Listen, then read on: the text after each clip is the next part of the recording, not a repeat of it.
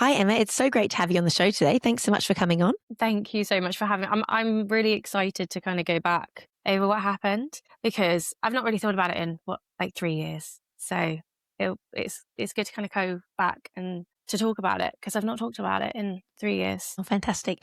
Do you want to give my listeners a bit of a rundown of who you are, who's in your family, and what you do? Yeah, sure. So I'm Emma. I work from home. I've created a business so I can stay working from home because having twins 3 years ago just changed the way that my brain works. I just didn't want to be away from them. I wanted to be a mum that was present at home and could be there for my kids.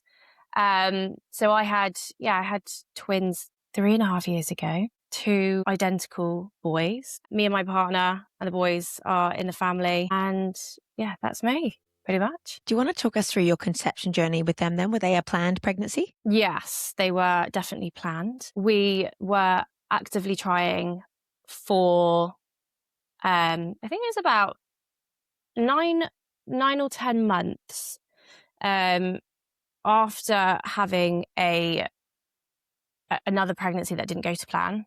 Yeah, I was very headstrong in trying, doing all of the conception and tracking, which I think can take a huge mental toll on someone who just really wanted to be a mum. And then I got blessed with two. So I felt Yeah, really wow. lucky, really lucky. So lucky and so great that you were able to build something around being around them as well. Having that home life is, Yeah, I can imagine, really important with twins. Do you definitely. mind, Emma, talking us through that first pregnancy? You mentioned that you had been trying, and that that baby didn't come into the world. Do you mind sharing a bit more about that and Sure. how long, I suppose, after that did you then want to start trying for what was now your boys? Yeah, so first pregnancy was a surprise, actually. I had friends having children and it just terrified me. I couldn't get out of my head of being ready, which in some respects I'm really grateful for because it just switched something on inside of my body that no, this is what I'm like almost like put on the earth to do. Like this is what my body's Mm. made to do. I want to do it. It was like a switch. Later on down the pregnancy, about 18 weeks, we had to have termination for medical reasons, which was a really difficult time to go through. And I wasn't only just mourning the loss of kind of like being a mum. I think there was like a grieving process after, which I was just trying to ignore by focusing, and it probably was a coping mechanism, was just focusing on just need to be a mum. Let's just keep trying and that will make it better. I think in my head, that's Mm. what I thought. There was some issues medically afterwards where I had retained material and I Uh-huh. kept getting really intense cramping, which I guess was my body just trying to get rid of it. So I was just having those contractions multiple times and I got them really bad, maybe in the August or September after. So this Mm. happened in June. So a few months after, which would Mm. explain why I wasn't able to conceive because my body hadn't actually felt like it was not pregnant again. So I hadn't started ovulating. And we had a procedure to remove it. And that period of time really forced me to seek help mentally between myself and my partner. I got some brilliant help locally where we really had to talk about like the emotions of everything. And I had to Mm. really, instead of just pushing it down and thinking, no, I just Mm. have to get pregnant, I was forced to have those moments of figuring out all of those things. So I'm really grateful in like a really weird way that it panned out that way. Yeah. Yeah. And then we started trying again. We had I forgot a chemical pregnancy, I believe they Okay. call them. So I had some pregnancy tests. I also had COVID at the time. So this was in 2021. I think we were still in like some kind of semi weird lockdown situation. I can't remember. Yeah. But because I had COVID, I had to stay at home and I had the pregnancy test. They were showing positive. I did take some, they were fading away, but I couldn't go and get a blood test. So I went and had an early pregnancy scan and there was no baby there. It was obviously just a chemical pregnancy. And the nurse said, just keep trying because you're actually really in terms of whether your cycle is, you're likely to be ovulating, and we conceived that month. So that was Wow. I mean, the conception journey. it's a lot to take in, and like so much having to go Yeah. through a termination and all the emotions of that, and then having to then go through a chemical pregnancy. You must have just been feeling, well, yeah, what were your feelings like when you actually did conceive? Did you just feel this like, euphoria? Was it bittersweet? Yeah. Like, where was your head at? Me and my partner experienced these things so differently. I have this real naivety, I guess you could call it. I just had this like unwavering belief that every pregnancy test was going to come with baby, maybe coping mechanism. And for him, it was very much, let's just pump the brakes until we see baby there and we know that everything's okay. For him, it brought so much anxiety. But for me, I just wanted to get excited about it. And yeah, it was euphoric, exciting. I just fully dove into what my life's going to look like now. And that's actually something that kind of got me through a lot of my pregnancy, is that unwavering belief that everything is going to be okay. So once you got the positive pregnancy test with the boys, were you then thinking about your chemical pregnancy and your termination at all? Or were you still kind of like trying to grapple with that in your head? And like, if so, for anyone listening to this, because I'm sure there must be so many women who, I mean, I've had friends personally who've had to terminate pregnancies, and I know that it stayed with them like long after their living babies came into the world. How did you, I suppose, get through that time, even as you were carrying these new babies? How did you get through it? I think, to be completely honest, I tried to suppress a lot of it, but it definitely would come up at emotional times. If I was having a really hormonal day and something really triggered me and I felt upset, those feelings would come through. And I would just sit with them and feel them. I felt a lot of shame and confusion, but then there was this feeling of I just needed to be patient on this journey, and this felt like the right thing for me at the right time. And it was more about me believing that I'll be a mum at the right time. Once I've dealt with things from the previous things that had happened, it will just, what will be, and it will happen at the right time. I think I was just kind of also manifesting this to be perfect. And I think there was an element of, once I did find out that it was twins, it kind of felt like I don't know the right way of putting this, but it felt like a reward from the universe of being patient and waiting, and all of those things that did happen was just a lesson in strengthening myself to be a mum, because I was so terrified at the start. Seeing the pregnancy test, I suppose the third time round with this pregnancy, I felt that's everything that I wanted, whereas the first pregnancy test that I saw that was positive was terrifying, like whole body shakes. What am I going to do? Then realizing, oh, actually, I'm in a stable relationship. I have a house and it's okay for me to be a mom. I still felt like a teenager. Like, oh my God, what am I going to tell my mom? Tell my parents? Oh, wait, no, I'm an adult now. I'm fine. It's, I've got a job, a stable situation to bring a baby into. It's going to be okay. And I've heard women say who I've actually had like some friends who have had losses, and then they found out they're having twins, and they kind of feel it's like that baby kind of coming back to them in a way. Like when you find out you're getting two babies and you've had those pregnancies that didn't make it, it's like, as you say, some kind of gift from the universe. And back it's to funny you say that, because you've just kind of a memory's just popped up into my head. Once I had that experience at the start, I contacted a medium. I'd never done anything like this before, but I was just really interested. And I guess I was seeking, I just wanted them to say, it's fine, you're going to be pregnant next week, or something like that. I think I was looking for some kind of answer that would just put the pain away. And she said, with all of the cards that she laid down, she was like, it was also incredibly accurate, scarily accurate. But then at the end, she said, you've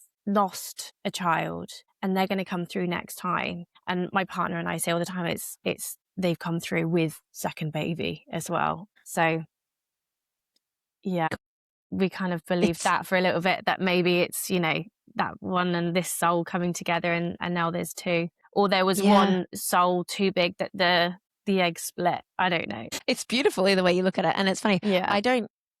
I'm not I mean, I don't know if the right phrase is, I'm not super woo, but I'm also like not someone who Yeah, doesn't believe in stuff. And I'm it's very similar. funny. Yeah, there's like, I've definitely had friends who have gone to see, I don't know, is the word psychic? I don't know what the proper word is these days. Yeah. And it has then manifested into something that's happened in their life. So, Mm.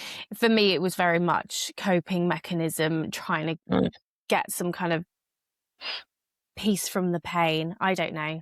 I just Mm. wanted answers. I was feeling a little bit lost. Mm. So yeah, I'm not super woo. I just think in that kind of time of Oh, need, yeah. I just needed some answers. I just wanted someone to tell me that it was going to be okay, which they didn't necessarily say, but they said if you do get pregnant again, this child's going to come through, their soul's coming through. So it's, I guess I felt the some people classic. reach out. Yeah, I felt the classic thing is like, no one likes the unknown. Yeah. We all like to know the future's going to be okay and we're on the right path. And that must have been, and it must have felt reassuring again then when it happened. So can you talk me through when you got that first pregnancy test? Were you feeling super rubbish? As in, did you instinctively think, God, I feel so awful, this could be twins? Like, at what point did you discover it was twins? So my mum's a twin. So I've always grown up so I have always grown up thinking it's a possibility.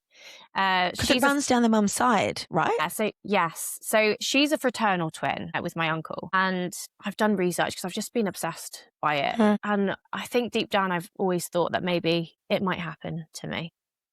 So exciting. Yeah. And so her mum would have ovulated twice, 2 eggs. However, my twins are identical. So that's completely random, not genetic. It's not something that can be passed down. Yeah, it's just, they can't explain it. It's just your egg just splits. Wait, hold on. So I didn't Not realize the egg, that the fertilized egg. That will split. Yeah.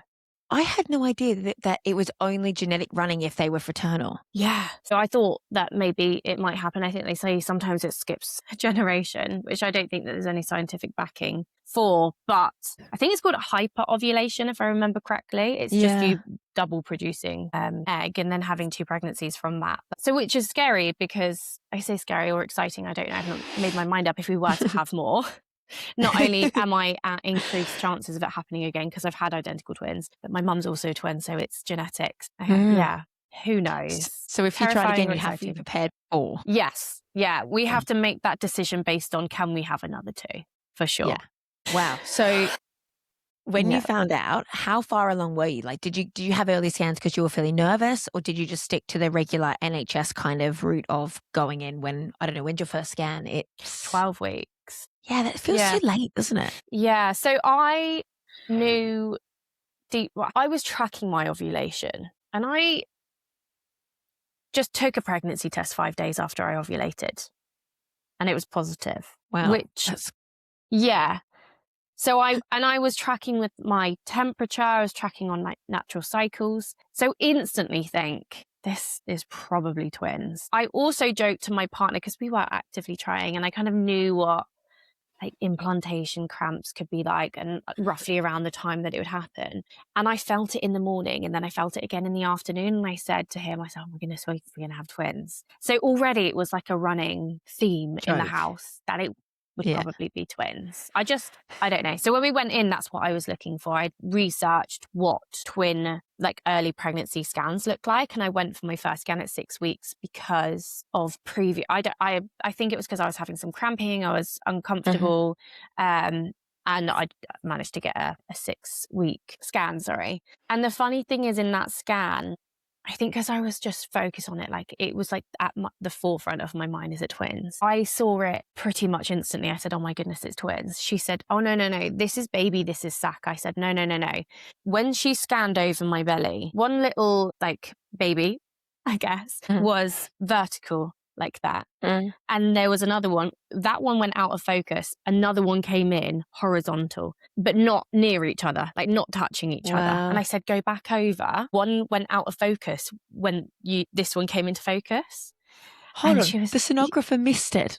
Yes, it was like an instant thing, right? So I could just, I saw it. But yeah, she missed it. And she was scanning for a while. No, don't be silly. People think this all the time because there's baby and sac. I said, no, go back over this way.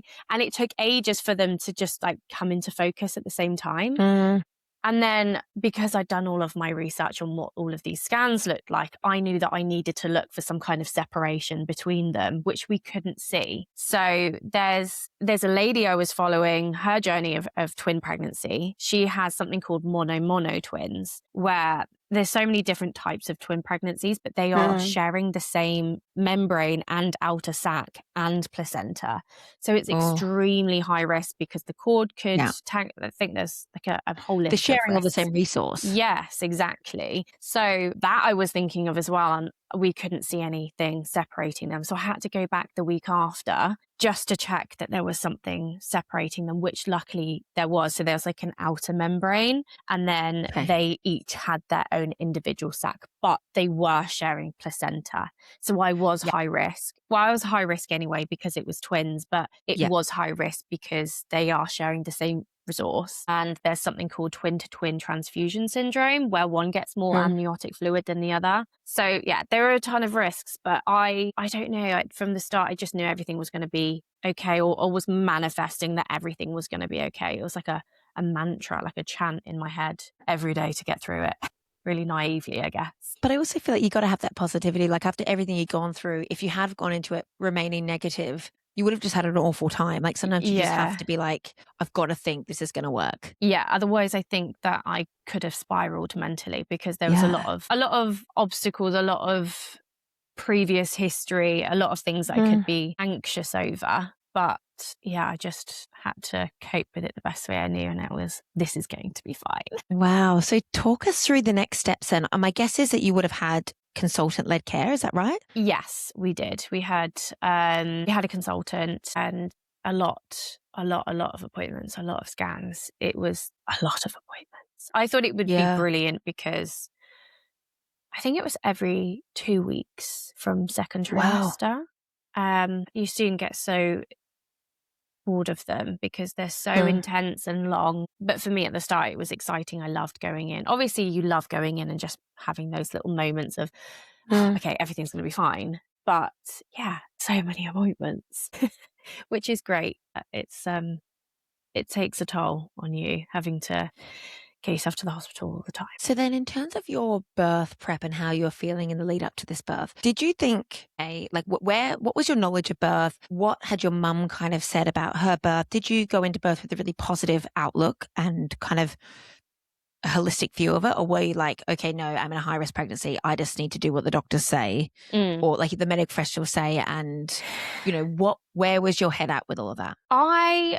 If you had asked me before, I wanted quite a holistic, like natural birth. On one side of my brain, I guess. But my mum had two very complicated births. With me, it was very late. I think they had to like suction me out, and she was in Fontus, yeah. labor. Yeah, that's it. She was in labor for a long time. Second pregnancy with my younger brother, she had a C-section, and then he came out unwell. So I guess the input from her has always been very medical. And then I have friends and people around me that talk about, and colleagues as well, that have like, I have had a colleague who said it was so euphoric. Like she didn't feel any pain at all. Like she loved the sensation of giving birth. I think she's got like 4 kids now. She just really enjoys it.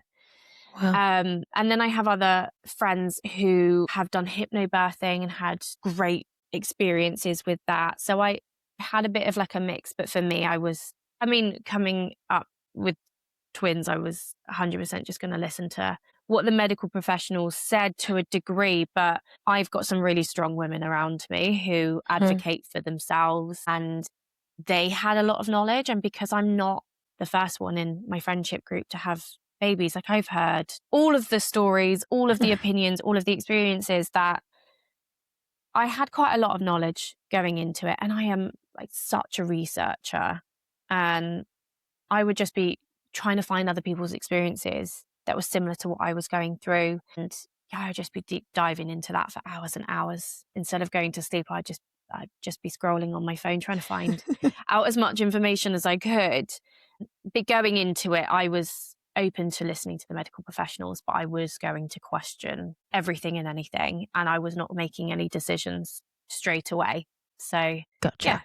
I had some knowledge. So it was kind of like take their guidance, have a Mm, hospital birth, obviously. Like you weren't thinking yeah, home birth or anything like that. no. I don't know But if I would vaginal even if if you I could. had, yes, yeah, definitely. Really wanted to. And I think if I kind of go back to my first experience, I wanted to give birth to a baby that I could take home. I had Mm, to give birth because I was 18 weeks when that okay. happened the first time round. So I guess I wanted to experience that in a really positive way. However, I I don't mind a bit of pain, but I was very open to an epidural to some degree and just drugs to make me not feel so uncomfortable. But yeah, I was really open when I said about my birth plan. It was very much, I just have to kind of roll with what's going on and I'll make a Mhm. decision there and then. And I didn't want to be disappointed at the end. And I knew I would be disappointed if I'd made a very set plan. So I Yeah. kind of went into it with, I just want my babies to come home with me at the end. That was my main goal. And for them to be safe. And that made my decision through the whole thing. Must have been so hard having gone through that experience of birthing a baby that didn't go home with you and then Yeah. thinking, now I'm putting my body through all of this again. Yeah. There must have been, I suppose, maybe on reflection, do you think there were elements of like a bit of like, not PTSD, but like that would have brought up a lot thinking, Yeah. I'm going through this now again in a way that I Yeah. need to be positive because I mean, I can't even fathom going through that and, your baby not making it home.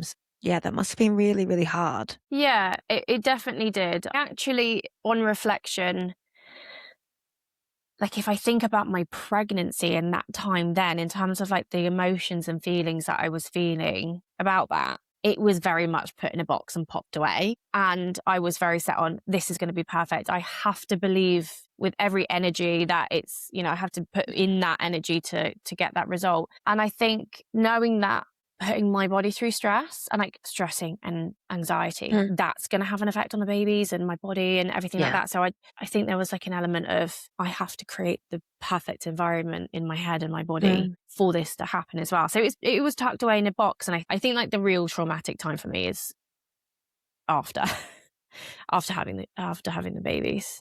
I think I was 27 weeks. Yeah. We thought we were having babies, and that was a scary time actually. I was going to work in the morning and I Oh, just sorry, started you having thought you were in labor. yeah, I Oh, thought I was having wow. early signs of labor at 27, 27 or 28. I Wow. guess, yeah, either is, yeah, about that sort of time. I'd Yeah. had Braxton Hicks and like wild symptoms from the start. So I knew they kind of go away after a little while. This was maybe like 20 minutes, half an hour before I rang the hospital and said, it's not going away. It's just like constantly coming and going, coming and going. So I went into hospital to be monitored and then they did a test and it's a swab on the inside of the vagina to test for something called fibronectin, if I remember correctly. I'm really surprised that Okay. I remembered that actually. And that's Well done. basically, yeah, I'm really impressed. It's the glue that holds everything in. So when that starts coming away, they can kind of monitor or make some kind of prediction as to whether babies are coming. And the results said 60% chance babies are coming in 2 weeks, which is really high. Yeah. Wow. Yeah. So because I was in Torbay Hospital, they can't take any babies until they're 30 weeks or 32 weeks. So Okay. I couldn't be there.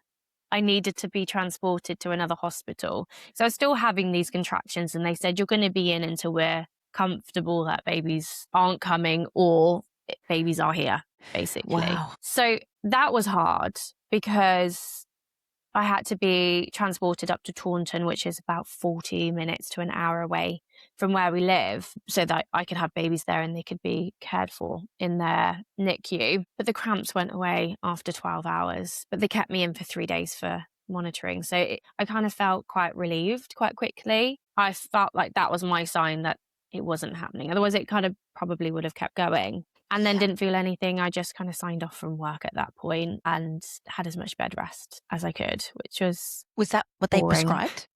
Yeah, Were they like, yeah, yeah. They said, don't do anything. I was like, okay, happily we'll sign off from work at this Yeah. point. My brain doesn't function. No. And I just needed to have permission to stop and slow down. But it's frustrating. It's Yeah. hard to, those last few weeks were difficult, just feeling like I couldn't do anything. I just felt so lethargic and heavy and sore and fed up.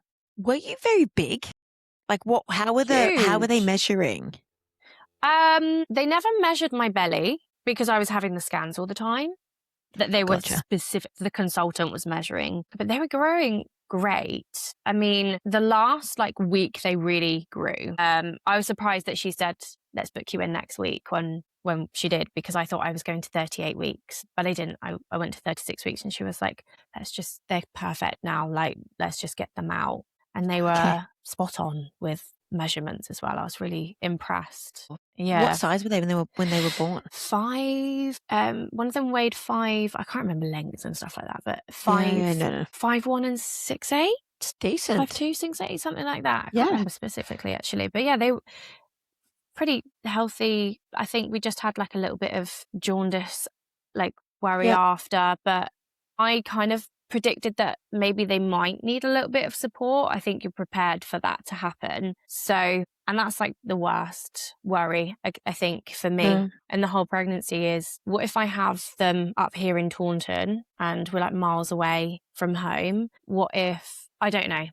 That's just the worry, is having them in the hospital on support. But they were great. It was pretty textbook after that, to be honest. Yeah. I just have a question about when you're in hospital. When you said you had the tightenings and stuff, did they confirm that they were tightenings or contractions and like you didn't lose any water, did you? Like, was it No. just that your body was kind of contracting a bit, but then it went away? Yeah, I think that's pretty much all that it was, because no waters were lost apart from the fibronectin. Obviously, that was being lost, but it wasn't anything more untoward than that. And it was just the contractions. But I think they had to take their precautions. And then this test, I think, just added like an extra layer of worry. But I was happy just to be monitored and like put my mind at ease that everything's okay. Got another scan just to make sure everything was okay.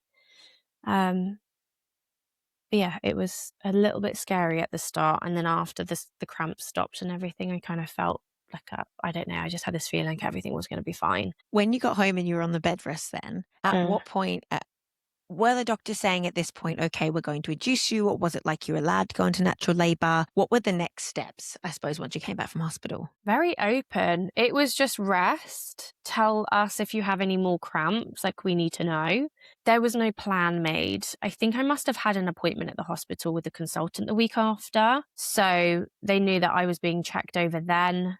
And I had so many appointments anyway. So they just wanted to check in at every couple of days, I think. But apart from that, no plan was made. Obviously, the whole way through the pregnancy, it was, you should think about having a C-section. We should probably book you in for a C-section. If you thought about when you're going to have your C-section. And I was like, I don't want to book a C-section. I do want to go in and try to give birth naturally. Yeah. It was pushed quite a lot, but I was really lucky that my midwife was a family friend. I specifically chose her because she was also midwife to my cousin. I'm so fortunate that we had pregnancies at the same time. He was 7 weeks born, her little boy, before my two. So that was, but just having someone that's not just, it was like having the NHS and medical advice, but also like interlaced with, as a friend, this is what I, not necessarily advise, but yeah, I think I had like 2 perspectives there, which was really amazing. So lucky. That was helpful. Yeah. So she was like, I have to say it because it's written down, with the C-section. And then after that, I was like, just put it to bed unless there's like a real specific medical reason why I should. Like if there was something not quite right with their measurements or anything that we were worried about, then I was open to it. But no, I won't be booking an appointment for a C-section. So I'm excited to know, did you actually go into labour yourself? No, she said, let's just get you induced. And my mind kind of changed instantly, because we were very much like, let's just see when it happens. But then when you're kind of at that time, you do need to start making decisions. And she said, look, they're at a great weight right now. And I just trusted her. She was the consultant, she was brilliant. And I was excited. I was like, yes, Mm. let's go have babies next week. Terrified, absolutely terrified, because I thought I had another 2 weeks. And I had a whole house renovation. I didn't have a kitchen. I didn't have anything down on the floors Wow. at that point. And we were like, do you know what? It is what it is. We were washing dishes in the bathroom sink, which is one of those like really Nice. shallow ones, Yeah. Handy. just to add extra stress on top of it. But it was, it was all going on at the same time. But yeah, I just felt excited, and we just felt like, let's just go for it. And I was hoping that weekend, because I think I had this scan on like the Thursday. She said, let's book you in for Monday. I was like, I really want it to happen naturally over the weekend. So then it's like I didn't make the decision. But then Monday rolled around, and yeah, we went in for an induction. Did you get to choose what kind of induction you had, or was there any kind of one that they recommended that you do over others? I just rolled with it, to be honest. Mm. I don't remember them giving me options. I was in a very, I wouldn't say I was scared, but I was very much just like, okay, that's fine. I kind of lost my ability to question everything so much. Yeah. I didn't want to know all of my options. It was very much just trying to focus on the end goal. They didn't really offer me anything. I checked in the morning. They fitted me with a pessary. Yeah. And then, we just went in, and I was cramping for ages and ages and ages. And then it kind of ramped up a little bit later. But the induction did turn into a C-section. At that point, after the pessary not working, he said he could take it out and refit another one, because it hadn't done anything at all. Were you in pain? Yeah. So I was in a lot of pain, But not dilating or anything like that? Not dilating. The monitors were showing that I was contracting, and she said I could have some paracetamol. And I was kind of thinking, do you not give out anything a little bit stronger? Because it was basically, and she was right. She said, you just get cramping from the pessary. I was like, I know, I'm feeling the cramping. But then every so often, I'm getting the tightening on top of the cramping, and it's intense. So it's like a constant pain. I thought maybe gas and air or anything like that. But the monitoring is really tricky with twins, because it's my heart rate, and then and they're trying to decipher, and they're wiggling around, changing position. It's tricky to monitor twins. And was the turning point, was we couldn't get the two readings for a consistent period of time, because one had just kind of like tucked himself under. They just couldn't find him. We walked down to delivery suite so that they could monitor. And the one thing that I do find really frustrating is I was kind of trying to ask them a few more questions as to kind of what's going on, what could happen, what does this mean? And it was just met with, like, there's no information for me to give you. But really, I feel like there was like a lack of communication. Like, you're being taken down to delivery suite because this is probably going to end in a C-section. Like, nothing like that was mentioned until the surgeon came up to me and said, could you fill out this form? This is your consent form for your C-section. I said, we haven't even said those words in the past. We were monitoring for like a couple of hours, I think. Those words had not been said over, that that's what could have happened. Maybe once, like, it's an option, but that's what I felt like it was. It wasn't kind of this is advised. It was, we could go for a C-section, and I just kind of pushed it to the side, because that's what I'd done through my whole pregnancy. And then my whole entire body, I guess just the adrenaline, like, I have never shaken so I was just like, it was bizarre, the whole feeling inside of my body. And then me and my partner discussed it, and we thought, we can't get monitors on baby now. How tricky is it going to be when I'm trying to push them out? So yeah, we just made the decision. I think they gave me some kind of injection to stop my contractions. That felt like a relief. And then we just waited a couple of hours, or maybe it was like an hour and a half, for the surgeons to come in for their shift. And then someone was before me, and I think at like 6 a.m. So yeah, about 6 a.m. we got wheeled into theatre. But yeah, I feel like a little bit of a lack of communication was had around that sort of time. I wish I'd kind of had a little bit more preparation mentally, that the whole monitoring process was probably going to lead down to that. Or maybe I was just switched off, blasé, tired. I don't know. Yeah, it's a difficult one because I feel like 9 times out of 10, the reason women feel unheard in their births is because maybe sometimes things aren't explained to them and you feel Mm, like you're not getting a say in what's going on. And I can completely understand why it led to a C-section. And I think yeah, even if it was me, if I put myself in your shoes, I feel like I would have felt the same. Like, okay, cool, you're telling me you can't get a trace on one of them. So what are the options here? The option is A, I decline the C-section and I keep laboring, but the whole time I labor, we're all going to wonder, is one of these twins okay? yeah, And then you're not going to feel safe. But yeah. then kind of just being kind of shoved down to labor ward and told this is what's happening, sign the document, also feels like it's taken out of your hands somewhat. Yeah, I think for me, I would have liked to just hear their thought processes and Mm, to be explained more. I mean, maybe my partner was having a different experience of this time, and maybe I just wasn't hearing and mm, understanding. It was like 2, 3 a.m., and I'd been just like crippled over in pain constantly mm, since I think they probably started at around midday. So for like over 12 hours in pain. But yeah, it was a little, they did kind of say, we haven't actually had that conversation with her yet. So he'd kind of come in to know that that conversation was being had in the mm. hallway before it was had with me just felt a little frustrating. But the midwives and I think all of the staff were incredible. Mm. And I know that they're like working in their own way.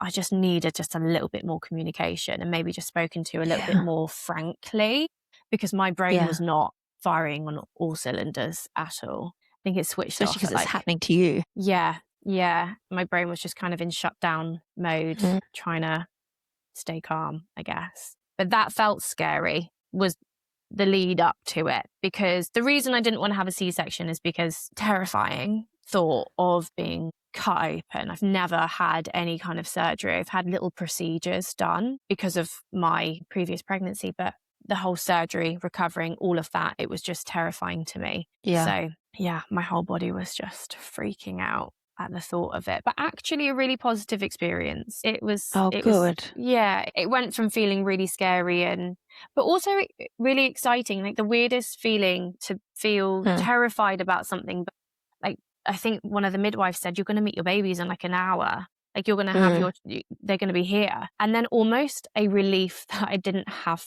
to go through labor. Yeah. But then after it was like, well, I did kind of want to do that. I did kind of want to have that experience. So it's a really weird thing to think. Wouldn't change the way that it happened. Obviously, they're here, they are perfect and healthy, and I'm fine. But also to then go, oh, but actually, I didn't get the birth that I wanted. I think that's quite Mm. natural for most women to feel that way. Yeah.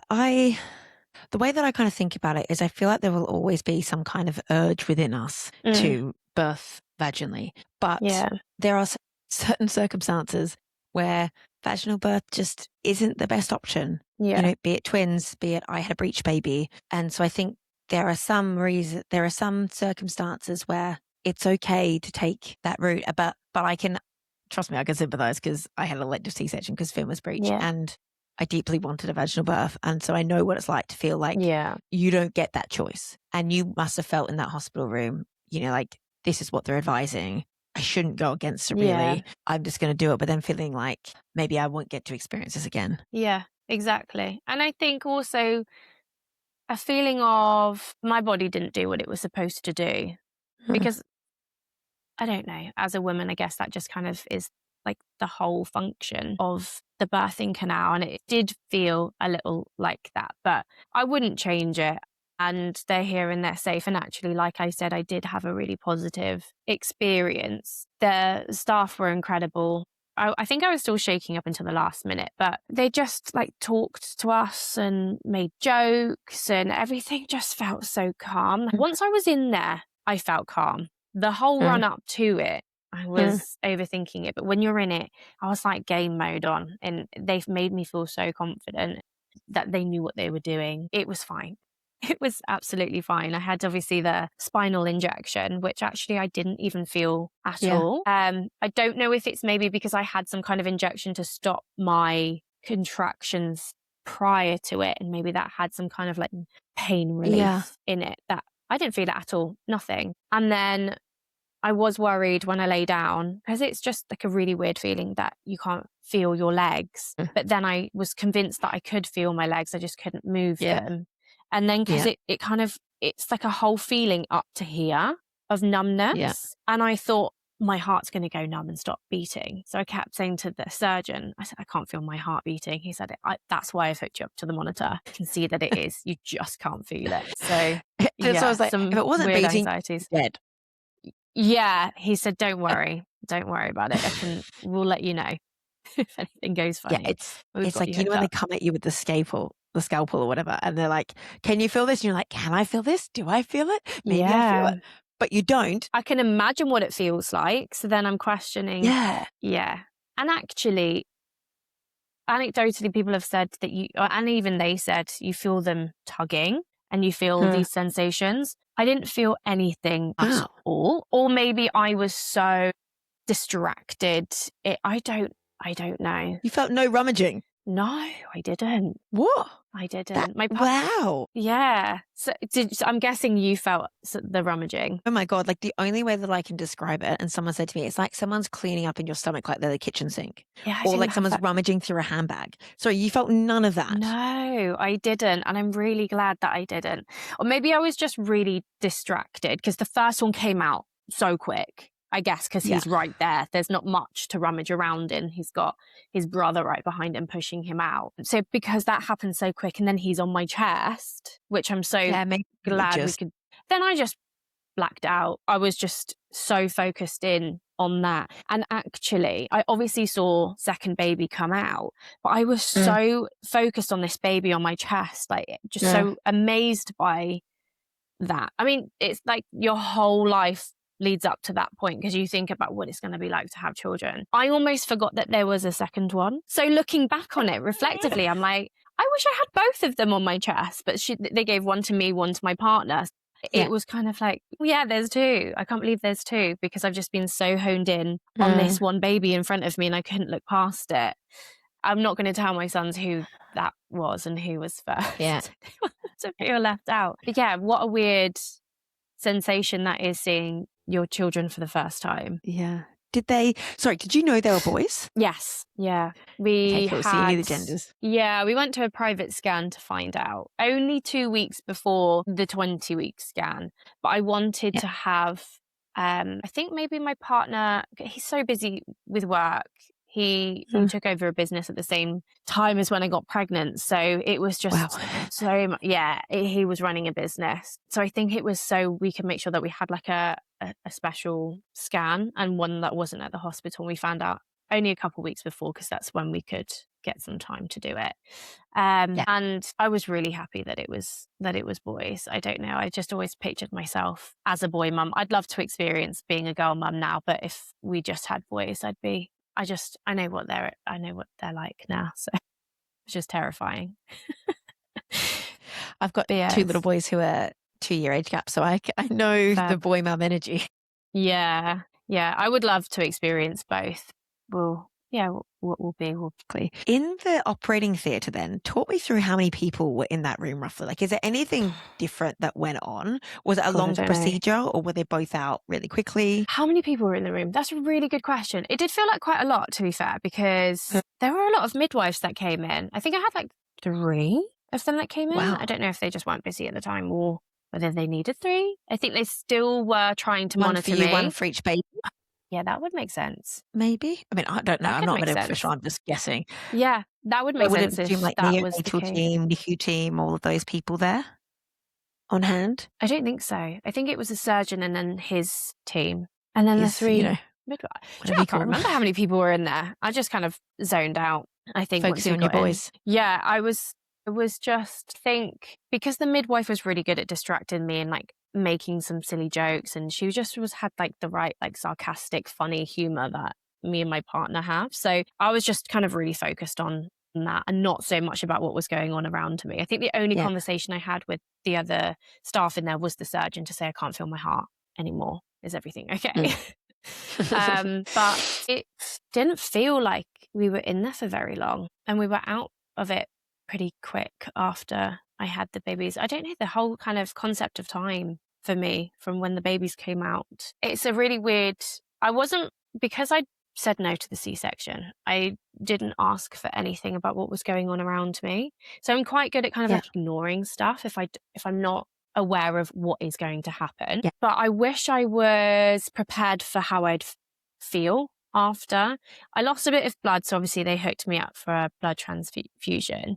But I felt horrendously sick it was a short period of time, to be fair, but just like a real big wave of nausea. My partner, bless him, was FaceTiming his friend to show him the babies, and I'm going, but you can't get Oh, anything up because it just yeah. came over so quickly. And she Yeah. said, I can't give you any medication for it until you finished your blood transfusion. And just so itchy. So I think they gave me some kind of like Yeah. antihistamine after, but I just remember just wanting to like claw my face off because I was Yeah. so itchy. It was bizarre. But yeah, that was a bit of a weird. I think it only lasted for about 20 minutes until the blood transfusion finished. And as soon as she gave me the Yeah. anti-nausea and the antihistamines, I felt fine. I didn't. I was just being sliced open, but I felt okay. Do you know how much blood you lost? Because to get a No, transfusion, it must have been quite substantial because really. well, for me, I lost just over 2 liters and I had a transfusion, which is substantial. And like, Yeah. I know I've had friends that have lost kind of sub 200 and haven't had them. He came and showed me my placenta after and Yeah. Wow. amazing when they laid it out. And one of the recommendations, so once I got to having an examination for how the pessary was getting on, and he said that there's not been any dilation, he said what we could do is actually take a hook in and break your waters. And one of the midwives came to me after and said, can you see this huge blood vessel? If they had hooked and broken my waters, the chances of that being snagged and you bleeding out was quite high. So lucky. yeah, because it was a huge blood vessel. Yeah. Wow. So yeah, I just know that everything kind of panned out how it was supposed to, but that was terrifying to think that could have Could have happened. ended very differently. Yeah. So then it just gives you this whole different perspective on birth. Felt lucky. Yeah. Yeah, definitely. How long were you in hospital for then? And how were you planning to breastfeed? Like, what was that whole journey like? Yeah. I was really excited to breastfeed. I was super lucky. They latched straight away. I hadn't Amazing. collected any colostrum or anything because I was 36 weeks pregnant. They suggested that I didn't. I think they might have said when I got into hospital, you can now. And I didn't really have enough time. It doesn't really come out that fast, does it? So Tricky. It's definitely you got to practice. Yeah. So I was feeding them and then they came around with some syringes for me and then I would collect and then we'd use those syringes to feed them. Like my partner could feed one whilst I was feeding one. And we were also encouraged to bring in some pre-mixed formula. It was just on like the list of things that we should bring. So we had those. Now I was in for 3 days. My partner obviously wasn't allowed in the evening. So he got sent home at 7, 8 o'clock, something like that. Okay. We also decided that he was going to go back to work and just finish off the week so that when I'm out of hospital, we can be together as a family because there's people around. I don't need him. But that did obviously feel quite lonely in the hospital. I had people that did come and visit. And obviously as soon as he finished work, he came back to see me. But in the evenings, during the night times, that was really, really hard because there were 2 of them in the little bassinet next to me. And obviously I've just had a C-section and I can't do this to get them out. So I'd have to get up, walk around, pick up baby. And then I'm like, struggling to hold this baby because it's so tiny and it's so fragile. Get yourself back in the bed. And then there's still another baby. So I had to buzz every time to get help. And some of them were some stuff were fine. I had a few like, what do you want me to do? I'm like, what? I've got 2. I've got 2 children here and I can't swing them over my shoulder yet. They're a bit. In the day, it was fine because I was awake. I was sitting up. I just kind of had them in between my legs and then I'd lift them up and feed them okay. But it was like propping them up with pillows. I needed help with that. I didn't know what the heck I was doing, and trying to Just do like this. you're tandem feeding sometimes. Like Yeah. it's a lot. Also, like for anyone who hasn't had a C-section, I know how it felt in those first few weeks. You struggle to use your stomach muscles. Like the act of Yeah. sitting up, you feel like Well, you you've, have to push yourself up, don't you? You cannot use any yeah, muscles. But I'm like, how can I push myself up when I have 2 babies in my hands? I don't know what to do. I felt like no one really understood that. It was just, yeah. yeah, well, you just have to kind of figure it out. I'm like, well, I'm trying to figure it out, but right now, like, I really need. You're like, it's day 0. It's day 1. Like it's day 2. Like, can I Yeah. figure this out Tomorrow? on day 5? Next week, yeah. Most of them were fine. I think in like the evening shift, because they just seem to feed so much in the night when I'm by myself. I guess for the first 2 days was like running off adrenaline. Like I was like, I Yeah. can't go to sleep. Like I'm really Yeah. tired, but like my body, it won't switch Yeah. off. I can't go to sleep. And also they're waking up all the time. If it's like not one, it's the other. Like that was hard. So they said to me on day 3, so this was the Friday, I guess that's day 3, it might even be day 4. My partner was working in Cornwall, I think. He works quite far away. So he had quite a drive to get up to come and get me. So I had to stay in the hospital till nighttime. They said you could go home as long as you can have a day off the medicine that we're giving you and just be on paracetamol and ibuprofen. On reflection, I should have stayed an extra day. However, someone came into the ward who was loud and rude and just horrible. And I was like, I need to get out. I need to go home. I want to be in my bed. But the pain, I couldn't cope with the pain when I was at home. So I wish I had just kind of grin and beared it and just stayed in the hospital with the stronger pain medication, especially as my partner still had work the next day. Yeah. Can I ask with the pain, was it like, were you, so obviously in hospital, I'm guessing you were having like Oromorph, which is like the next thing they give you aside from paracetamol and ibuprofen. Were you taking paracetamol, ibuprofen every 4 hours when you got home? Yeah. Well, yes and no. There were some times where the pain would creep in and then I realized I hadn't taken that. Yeah. And that made so much difference. Sticking to the 4 hours, even if it meant having an alarm and waking yourself up to do it, made such a difference, just keeping yourself topped up. Yeah, there was just so much to think about that I wasn't really thinking about myself. Completely. One, so top tip for anyone who is having a C-section, has a C-section planned or unplanned. My husband and I he set an alarm in his phone for every 4 hours. So we alternated paracetamol and ibuprofen. So over a 24-hour period, so it went off every 4 hours. We knew to take alternatively, each one. And then I never knew this when I had a C-section, but my friends have done it. You can get Oromorph prescribed for you at home. Really? That would have made a big difference. And other kinds of medication that you can give yourself at home after a C-section recovery. It's not kind of like they don't just hand it out to everyone. I think you have to kind of push for it. And also having been someone who was quite reliant on Oromorph in both of my births, one vaginal and one C-section, Oromorph can also do a lot of other things like make you severely constipated and bloated. So like they really don't want you to stay on it for too long, I guess, for those reasons, but also because in an ideal world, which I still think is wild that for a C-section, paracetamol and ibuprofen should be enough. Because to me, I'm like, girl, some women need a bit more than that. Yeah. I don't know if it's different pain thresholds or different, whether or not the way the babies are taken out, the way you're stitched up. But I think everyone experiences pain differently, right? Yeah, definitely. I think that would have been a huge help. Yeah, that first night, I just remember just crying in so much pain. And I mean, the first thing I said after I'd had my C-section, really, I don't know why I didn't realize it. I said to the midwife, I was like, well, at least I'm not going to be bleeding for the next few weeks. And she went, oh, no, that's not how it works. I thought it was just because it came out that way that you bled. But yeah, on reflection, it's not. It's the wound of what's it called again? Placenta. My brain's so stuff. Yeah. And also, I didn't realize. It's still expelling all that stuff. Like it's got to come out of somewhere. There's only one hole it can come out of. Which I know, how silly. I was the same. I had no idea. Yeah. She was like, oh, I was the same. No. You're going to have that. It's a very cruel Yeah, discovery when you figure I that know. out. I thought for a second I'd gotten away with just like one small little thing, but yeah, it's I mean the recovery process was a lot quicker than I thought it would be. Although Great. it wasn't linear.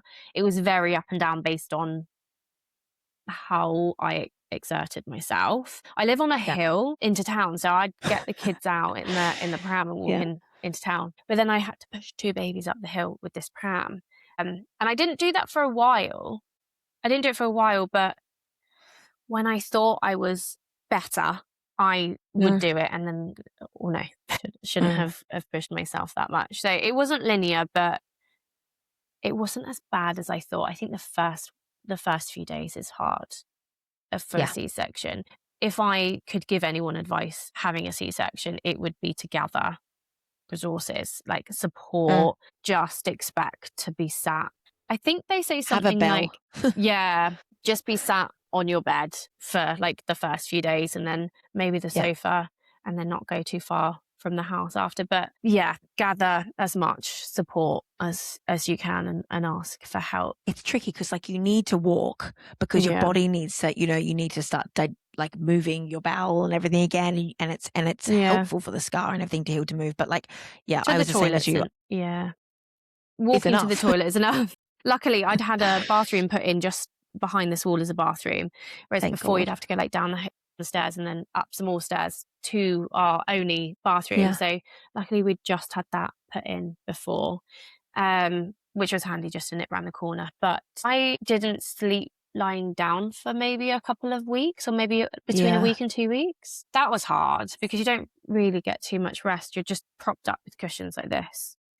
Is that because it hurt to lay back, Just because I or was that couldn't just get easier for up. feeding? Yeah, Yeah. I couldn't get up. I think if I didn't have the babies and recovering from a surgery like that, it would have been fine. I could have like laid on my Mm, back, which I was so excited to do mm, after just being so uncomfortable on my hips on my side. But yeah, I had to be propped up because I'd have to just kind of push myself up and get out of the bed like 100 mhm. times in the night. Because when one goes, you kind of fix them up, feed them, whatever, and then the next one does. So then I was just waking them both up and doing it at the same time, but Yeah. that's so overwhelming to do.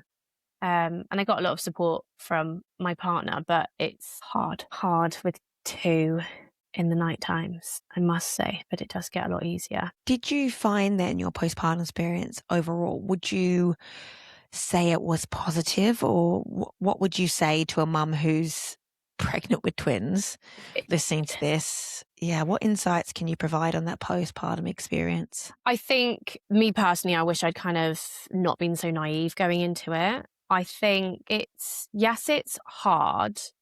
Um, I think I wish me and my partner had more open conversations about like a logistical plan of what was going to work. Yeah.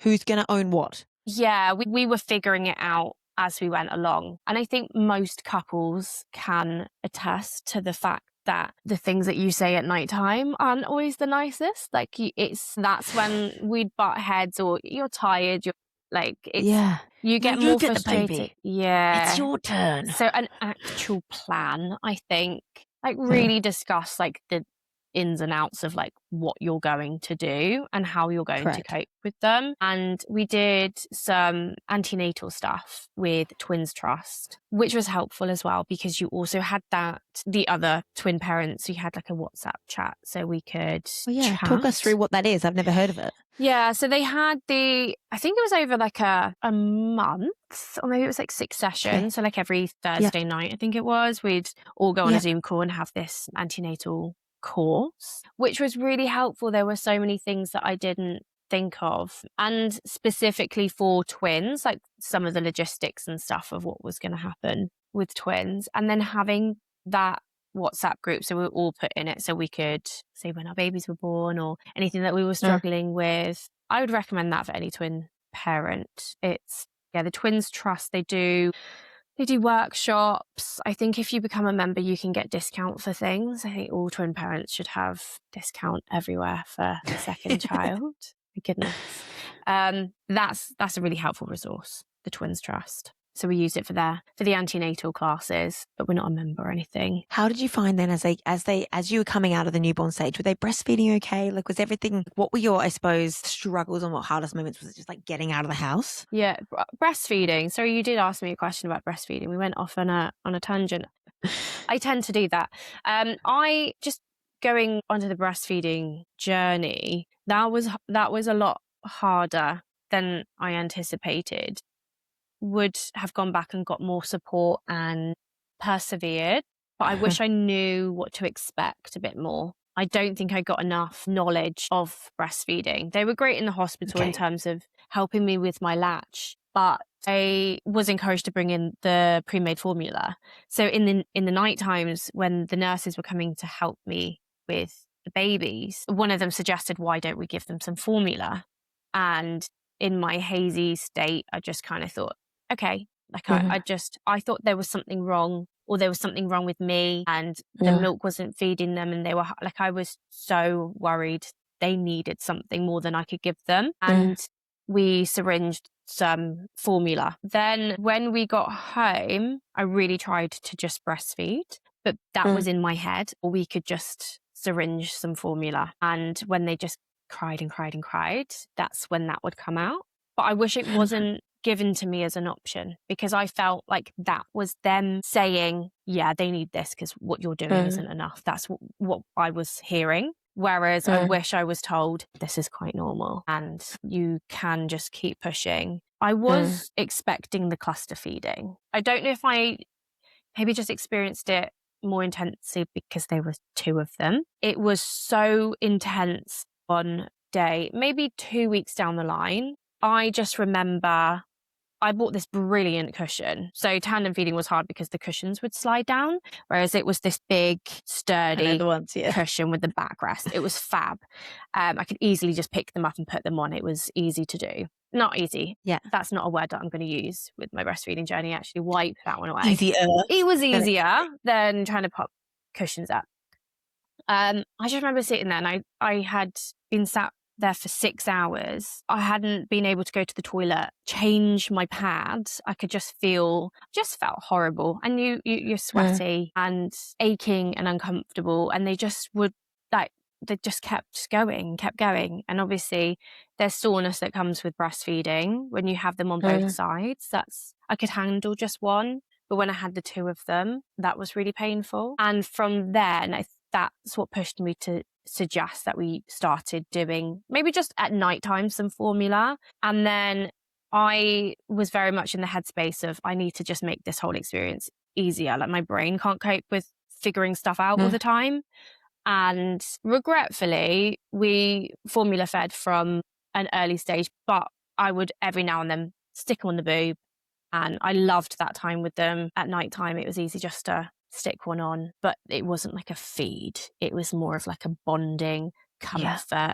They probably weren't getting much because it was deteriorating, but it was just trying to figure everything out all the time.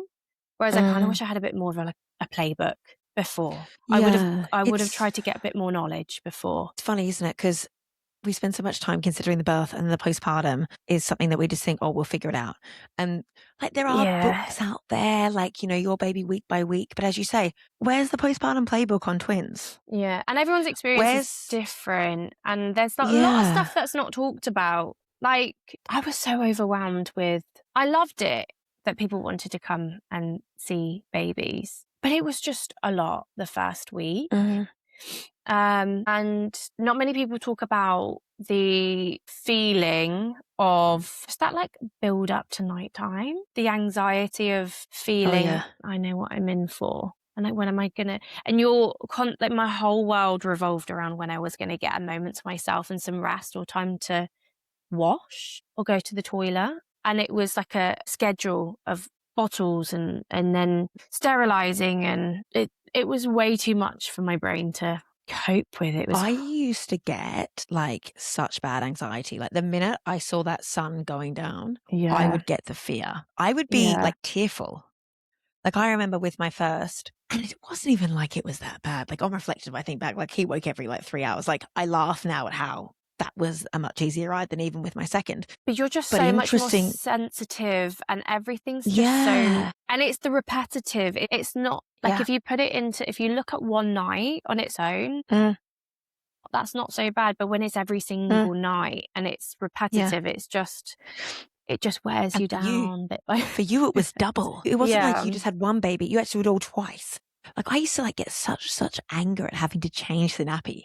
Like, that Yeah. having to get up and do all that. And my boys always had really bad nappy rash as Oh. newborns, really bad. Like I'm talking layers of skin gone, like had to go to the Oh doctors. Like gosh. for some reason, both of them had really sensitive skin, really sensitive bums. They could not sit in a wet nappy. Any bit of wee, poo, anything. So like, I'm not joking. I had to You have must have a been little changing them a bowl of lot. like warm water, soak cotton buds, dab their bum dry. It was like a Yeah. military operation changing the nappies. It wasn't just like whip it off, chuck it on like you see people doing. Yeah. It was a full thing. It was a full like beauty regime that I was doing, applying the pseudocreme. Like, Yeah. so I used to be like, oh my God, look at that poo. Bloody hell.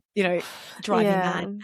But if I can offer any, I suppose, if it helps anyone listening to this, second time round with Kit, I felt completely differently about the nights. Because it comes to an end and because it's not forever and because that like, you just got to do it.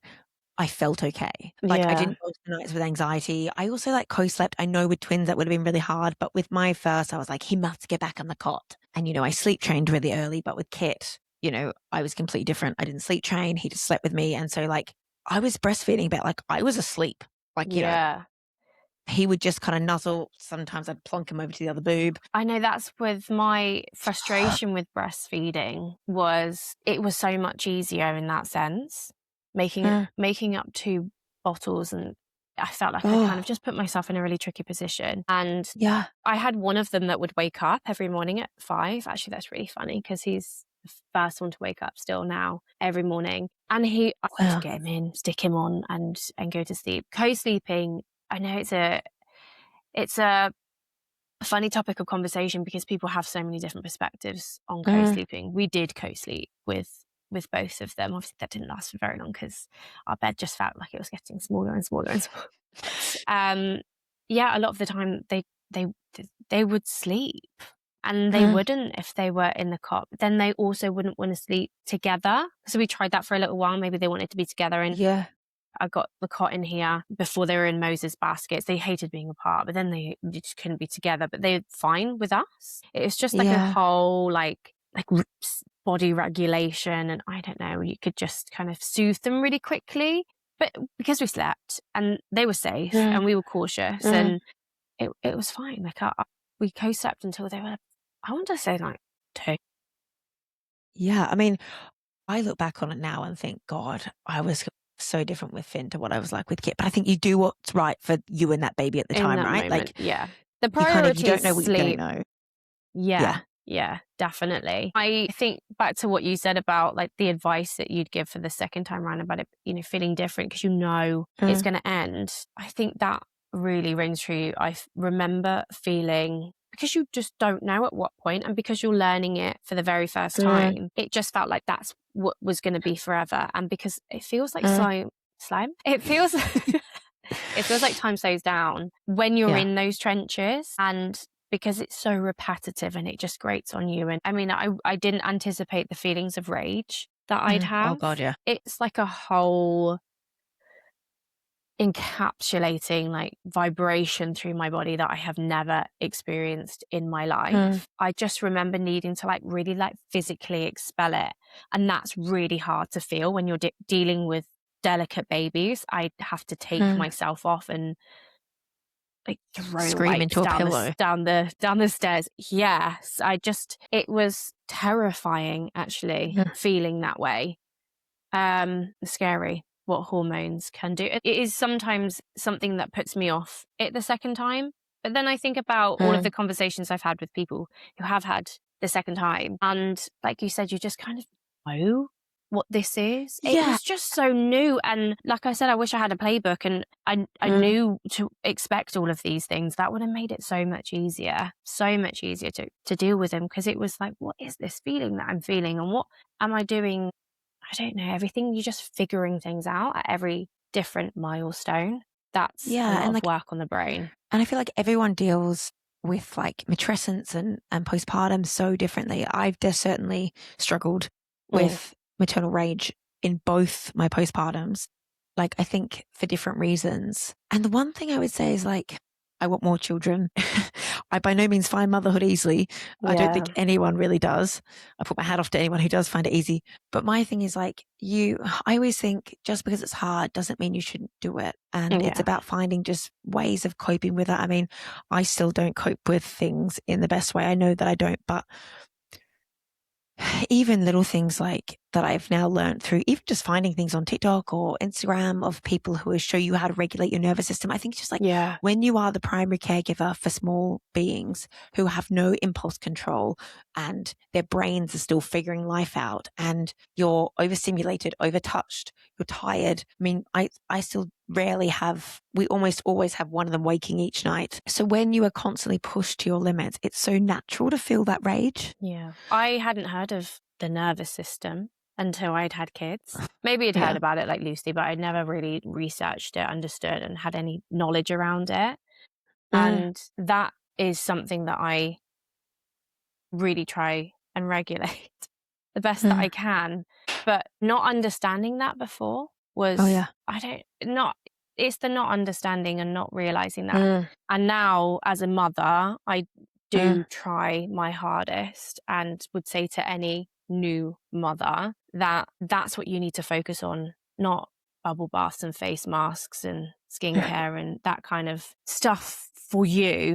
It's actually prioritizing your emotions and your needs and trying to regulate yourself the best way possible. And also the biggest thing for me that I struggled with was asking for help. I got help. My parents were around me, my partner's great, but I really struggled to say that I'm finding it hard right now, or I'm feeling my heart like in my throat and I can feel the rage build up. Can I just take myself away? I didn't do that. And I think going back, that would have made such a difference to my postpartum experience. And now I do it and I say, I just need you to take them so I can go away and just make my body feel safe, because my body does not feel safe right now. I remember like putting the baby down and just being like, I just need to put this baby in the crib and just leave for 5 minutes and just leave the room. Sometimes the baby just has to cry and you just have to gather your thoughts. Even now with toddlers, I'll just say, Mummy's feeling a little bit overwhelmed right now. Give me a minute.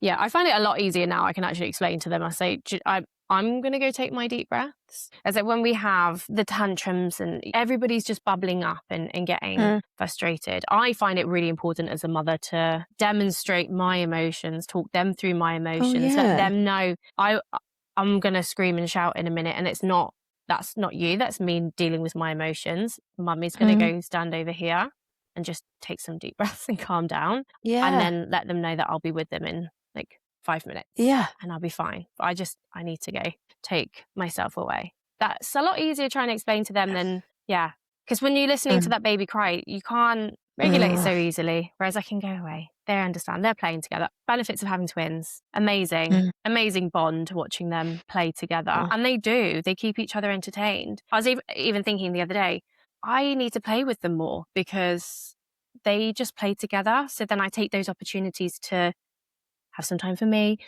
enjoy dinner. Yeah. And then I think, oh God, I take them out. We go on all sorts of adventures and stuff. Like, I do a lot of social media and that's how I earn money. And my whole social media is about getting outside with the kids. And that's how I spend time with them. But I was thinking, I think it was only last night they were playing outside. And I thought, I am so lucky to have the two of them because they bicker and there's all of these discrepancies and things that happen, but they just play together.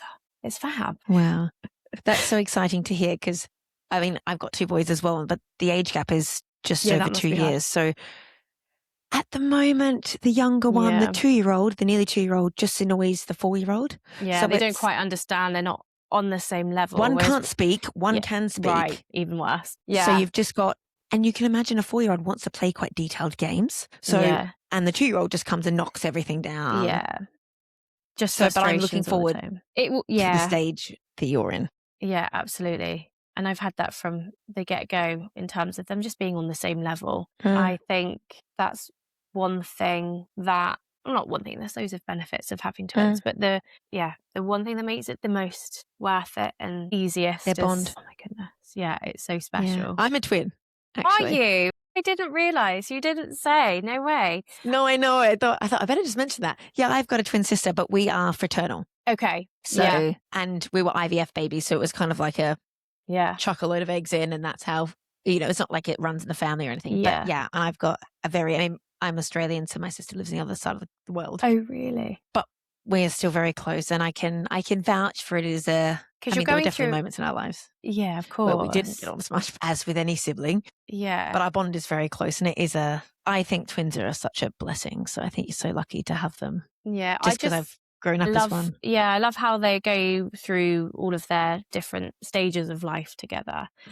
I've got friends who have kids starting school, and even back to when they were like starting nursery for the first time, and them having issues there with them not wanting to go and kind of wanting, they've had each other. Even when I don't know, we're having a hard time at home, maybe I might raise my voice and they've got each other because they're like laughing at me. Like, don't you worry, Mum, you've got each other. Ganging up on you a little bit. They have started to do that a bit. It's really hard, but to know that they've got each other is such it makes me feel really lucky that they've got each other for life. Hopefully they can maintain that bond. I could talk about this all day, but I like to finish each episode with this question, and that is, if you have any words of advice or words of wisdom for a mum listening to this, maybe she's expecting twins, what would you say to her, to that mum? I think my biggest advice, and something that I would take into if I do have more kids, is to gather support around you so much. At the beginning of my postpartum journey, although I had my cousin with a baby pretty much the same age and we were going through that together, I soon built a community of other mums around me, because that's quite tricky to do at the beginning of your postpartum journey. I had apps like Peanut's a brilliant app. I just think having someone who's going through the same thing at the same time, and just mum friends in general, at the biggest support system you can have. Once I formed that mum group, which was probably about a year down the line, a year and a half, that makes things so much better, because it does take a village. And I think that with mum friends, they can offer you that support that some other people around you might not necessarily be able to. But emotionally, you need someone there in your corner. I have a brilliant friend. We constantly validate each other's insane hormonal whatever's going on. And having that I wish that I had that from the beginning. So if there's someone who's a little bit apprehensive about being a new mum, I would highly recommend making it your mission to try and gather a community of other mums around you, if that is going on an app or antenatal classes, or just reaching out to people that are pregnant or are mums, or I think the community and the support is probably my biggest recommendation and suggestion for anyone, because it can feel so lonely, like it did for me for my first year. It felt really lonely, but it's important. That's so true. And I feel like little things like the free community support groups you can go to, like what are they, the children's centre groups, or like the breastfeeding library support groups. The library, the library's even, brilliant. They've always got stuff on for kids. Baby sensory, there'll be stuff in your local community. Even the coffee shop, it can be so hard to be like, I'm going to go up and speak to that mum, but just actually wave, just say hello. You'll be surprised. I've never met a mum who hasn't been super friendly. And I think I found it the most easiest time in my life to make friends, because you have that common ground anyway. And Correct. I think the reality of making friends when you're a mum is you're going to find a lot of mum friends that aren't your cup of tea, and that's okay. I think with the baby sensory stuff, I've been to some, and I don't know, so they're just not your kind of mum or person. But I think you can very easily find common ground. But if you keep just introducing yourself and talking and making conversation with, you'll find people that are like you. I'm slightly a little bit more unhinged, so I think ditto. I think when I want to talk to people, I don't really hold back. So I might kind of scare people off with some of the dark humor and I don't know what else. Yeah. I'm So type B unfiltered. yeah, that's me. Yeah. Definitely. Yeah. Emma, it's been amazing. God, we could talk forever. Maybe I'll get you back for a postpartum special. Yeah, that would be cool. It's been really nice to chat to you, and it's been lovely to kind of reflect and go back over that time that I've not really Mm. thought about in a very long time. Quite therapeutic and cathartic Oh, I'm to so glad. chat through those things. Yeah. And who knows, maybe we'll have you back one day. You never know. Yeah. Wow. We'll see. We'll see. We need to make some decisions whether I can handle them. No, truthfully, I'd love to have. I'd say the decision to have children the first time is definitely a different decision to Mm.